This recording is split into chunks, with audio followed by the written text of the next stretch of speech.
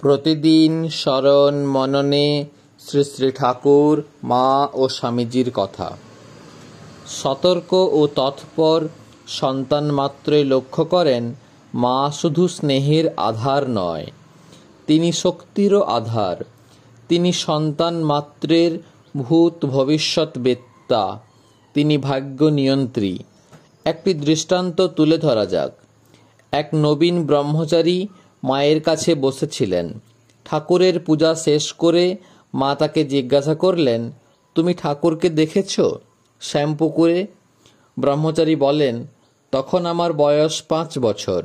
পাড়ার মেয়েরা সব দেখতে গিয়েছিল। সেই সঙ্গে আমার জননী আমায় কোলে করে নিয়ে গিয়েছিলেন। আপনি কি করে জানলেন?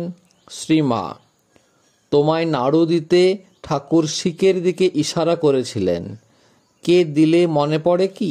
ব্রহ্মচারী, হ্যাঁ, একটি স্ত্রীলোক এনে দিয়েছিলেন। শ্রীমা, সে আমি। স্তম্ভিত ব্রহ্মচারী বলে ওঠেন, আপনি? শ্রীমা, আরেকবার তাকে দেখেছিলে?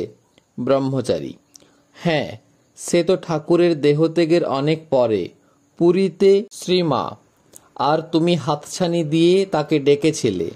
ব্রহ্মচারী, সে তো তিনি ডেকেছিলেন, তাই আমিও ডেকেছিলাম। শ্রীমা, মন্দিরে হইচই পড়ে গেল ছেলের দর্শন হয়েছে বলে। ব্রহ্মচারী, আপনি কি করে এসব জানলেন? শ্রীমা, আমি ছিলাম। এ ধরনের অসাধারণ শক্তির অধিকারিণী মাকে সকলের সমীহ করে চলাই স্বাভাবিক, কিন্তু মা তার সর্বগ্রাসী স্নেহ দিয়ে তার আশপাশের পুরুষ নারী সবাইকে যেন মুগ্ধ করে রেখেছিলেন। তারা দেখত মা চির স্নেহময়ী, মা ভালোবাসার সাগর। ঢাকা চাপা দিয়ে রাখা দৈব ভাব মায়ের বাচনে আচরণে কখনো কখনো উপচিয়ে পড়ত।